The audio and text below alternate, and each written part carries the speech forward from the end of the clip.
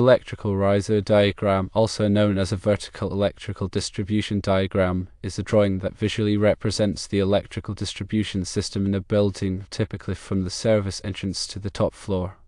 It provides a comprehensive overview of all electrical components, including transformers, switchboards, panel boards, and branch circuits. The purpose of an electrical riser diagram is multifaceted. Firstly, it facilitates the design and installation of the electrical system. Secondly, it ensures code compliance and proper power distribution. Thirdly, it provides a visual aid for troubleshooting and maintenance. Fourthly, it assists in load calculation and equipment selection. The components of an electrical riser diagram are numerous. The service entrance is the point of entry for the electrical power from the utility company. Transformers are used to step down or step up voltage levels. Switchboards serve as main distribution points for power and control circuits. Panel boards are sub-distribution points for branch circuits. Branch circuits are individual circuits that supply power to various loads. Conductors are wires or cables that carry the electrical current.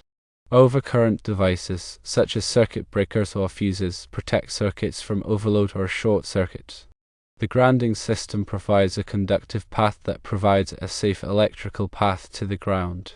The sized panel boards, firstly, refer to electrical codes such as the National Electrical Code, or NEC, and Canadian Electrical Code, or SEC, to determine the maximum amperage and number of branch circuits per panel board. To size wires, use calculations or reference guides to determine appropriate wire sizes based on load requirements, voltage drop, and circuit protection. The NEC Article 310.16 discusses conductors for general wiring. When sizing conductors, several factors must be considered to ensure safety and efficiency. These include ampacity, which is the current carrying capacity of the conductor, ambient temperature, as high temperatures reduce ampacity, voltage drop, which should be minimized to maintain proper voltage at the load, and the type of insulation, which affects the conductor's temperature rating. Common conductor materials include copper and aluminum, each with its own ampacity characteristics. Tables in the NEC, such as Table 310.16, provide ampacity values for various conductor sizes and insulation types under specific conditions. Adjustments must be made for ambient temperatures exceeding 30 degrees Celsius or when multiple conductors are bundled together. Voltage drop is calculated based on the conductor's length, current, and resistance. The NEC recommends limiting voltage drop to 3% for branch circuits and 5% for feeders. Overcurrent protection, such as circuit breakers and fuses, must be sized to protect the conductor from overloads and short circuits, typically not exceeding the conductor's ampacity. Grounding is essential for safety and involves creating a low impedance path for fault currents to return to the source, tripping the overcurrent protective device. The grounding system includes grounding electrodes, equipment grounding conductors, and bonding jumpers. Proper grounding minimizes the risk of electric shock and equipment damage. Surge protection devices, or SPDs, protect electrical systems from transient voltage surges caused by lightning, utility switching, and other disturbances. SPD diverts surge current to ground, limiting the voltage seen by sensitive equipment. SPD are typically installed at the service entrance and downstream panel boards. The electrical codes and standards, such as the NEC, provide comprehensive guidelines for electrical installation. Compliance with these codes is essential for ensuring safety and preventing electrical hazards. Regular inspections and maintenance are necessary to identify and correct any deficiencies in the electrical system. Power quality refers to the characteristics of the electrical supply, including voltage stability, frequency stability, and harmonic content. Poor power quality can lead to equipment malfunction, reduced efficiency, and increased energy costs. Power quality monitoring and mitigation techniques can help improve the performance and reliability of electrical systems. Energy efficiency is an important consideration in electrical design. Using energy-efficient equipment, such as LED lighting and high-efficiency motors, can significantly reduce energy consumption and operating costs. Energy audits can identify areas where energy savings can be achieved. Lighting design involves selecting the appropriate lighting fixtures and controls to provide adequate illumination while minimizing energy consumption. Factors to consider include light levels, color rendering, and glare. Lighting control systems, such as occupancy sensors and dimming controls, can further reduce energy consumption. Motor control systems are used to start, stop, and control electric motors. These systems range from simple manual starters to sophisticated variable frequency drives, or VFDs, that can adjust motor speed to match the load requirements. VFD can significantly reduce energy consumption in motor-driven applications. The NEC provides guidelines for the installation and maintenance of electrical equipment in hazardous locations where flammable gases, vapors, or dusts may be present. Special equipment and wiring methods are required to prevent explosions and fires. Backup power systems, such as generators and uninterruptible power supplies, or UPSs, provide power in the event of a utility outage. Generators are typically used for extended outages, while UPS provides short-term power to allow for safe shutdown of critical equipment. Harmonics are distortions in the electrical waveform caused by nonlinear loads, such as electronic devices and variable frequency drives. Harmonics can cause overheating of equipment, voltage distortion, and interference with communication systems. Harmonic filters can be used to mitigate the effects of harmonics.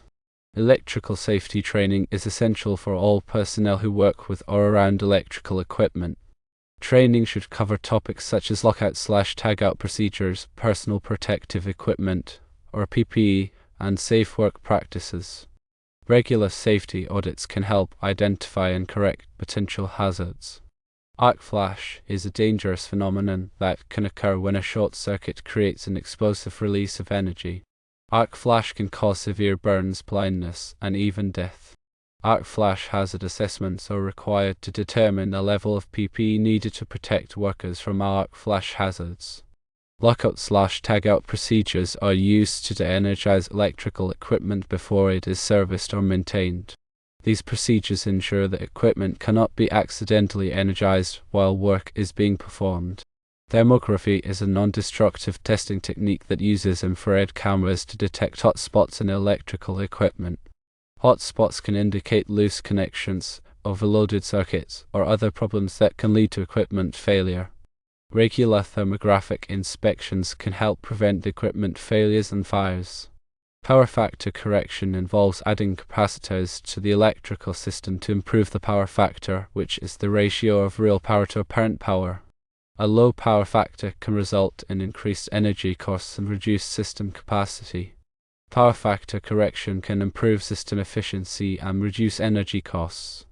Demand response programs allow utilities to reduce peak demand by incentivizing customers to reduce their electricity consumption during periods of high demand.